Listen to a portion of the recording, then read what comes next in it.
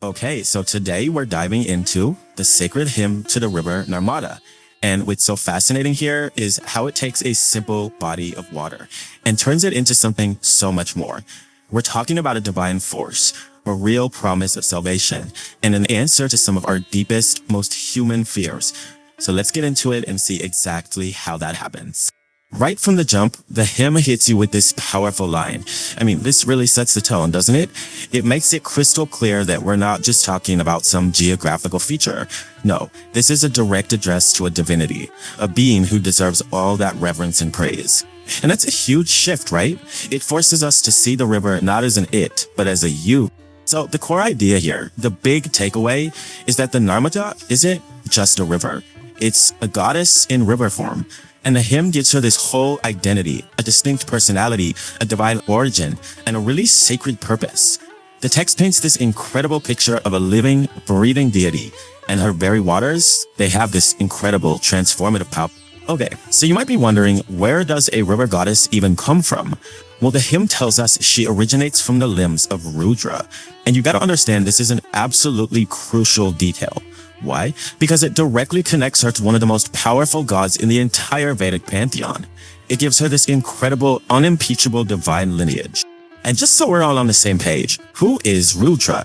Well, think of him as an early, super powerful form of the god Shiva. He's a total force of nature. We're talking storms, the hunt, the wild. So for Narmada to be born from his very limbs, wow, that just infuses her with that same raw, primal, untamable power. It's a huge deal. And the descriptions the hymn uses, they are just so vivid. Get this. She's called the alligator-gated one. What an image, right? It just perfectly captures this powerful, steady, completely unstoppable movement.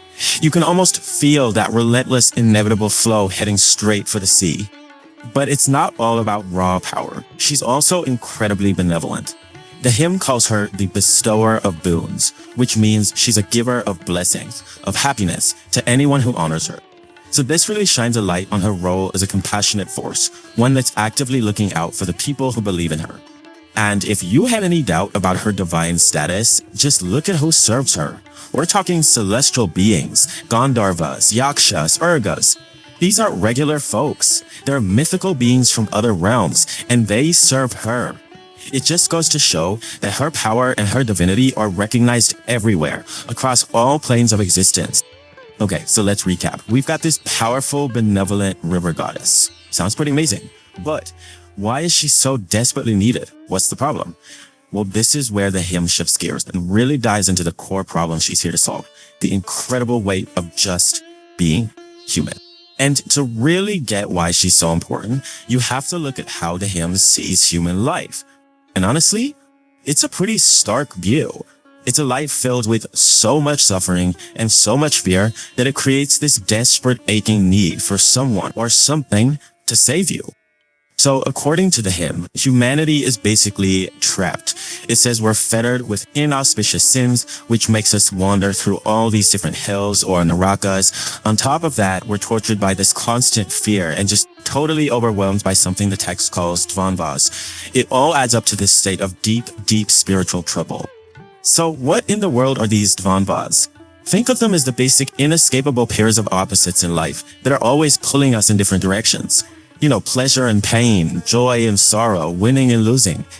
The hymn's point is that we're just exhausted and overwhelmed by this constant push and pull, and we can never seem to find any real peace.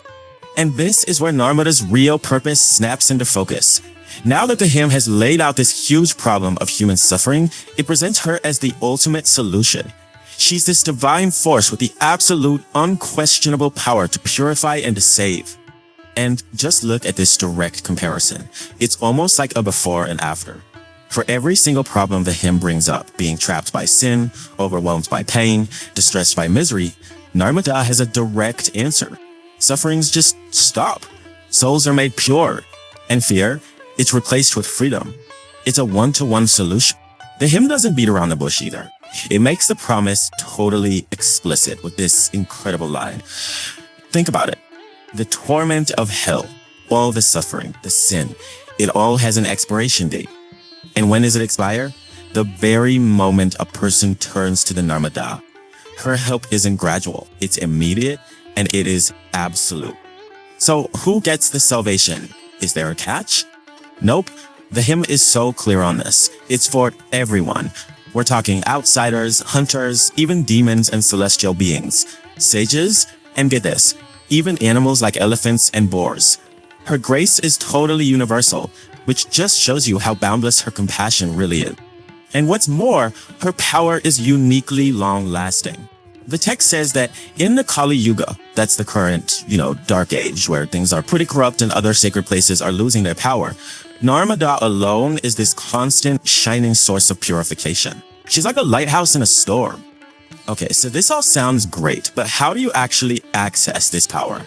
Well, the hymn isn't just talking about some abstract idea. It offers a real, tangible promise. It lays out a clear path to salvation that you can actually follow through devotion. And the process is laid out in these really clear steps. It's almost like a recipe. 1. Bathe in her holy water. 2.